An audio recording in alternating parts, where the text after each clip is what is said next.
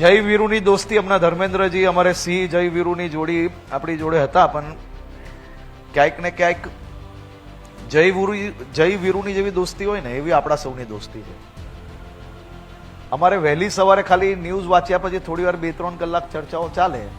પછી 12 વાગ્યાથી એ લોકો કામે લાગી જાય ને અમે લોકો કામે લાગી જાય.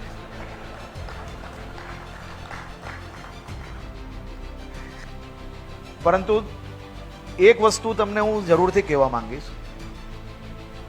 કે મુખ્યમંત્રી શ્રી ભૂપેન્દ્રભાઈ પટેલના માર્ગદર્શનમાં ચાલતી આ સરકારમાં તમારા 3 વિષયો પર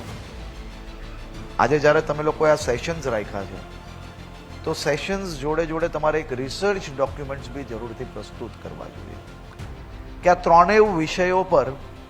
કોઈ એક રાજ્યમાં સૌથી વધારે કામ થયું હશે ને તો હું આપ સૌની સામે એકદમ જવાબદાર વ્યક્તિ તરીકે કહું છું કે ગુજરાતમાં સૌથી વધુ કામ થયું હશે. તમે આપણી સંસ્કૃતિ, આપણું હેરિટેજ, આપણા રાગ અને તાલની બી વાત કરો તો વડનગરમાં જે સૌથી મોટું મ્યુઝિક સ્ટુડિયો જે બનવા જઈ રહ્યું છે એ દેશની અંદર કોઈ જગ્યા પર નહીં હોય એ પ્રકારનું બનવા જઈ રહ્યું છે. વડોદરાની અંદર આ જ પ્રકારે બીજી વ્યવસ્થાઓ ઊભી કરવા જઈ રહ્યા છે. આપણી સાંસ્કૃતિક ધરોહર જે છે તેનું ખરેખર